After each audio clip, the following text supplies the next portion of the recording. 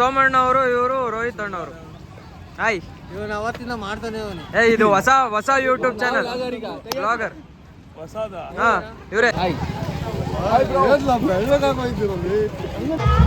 Hi hi.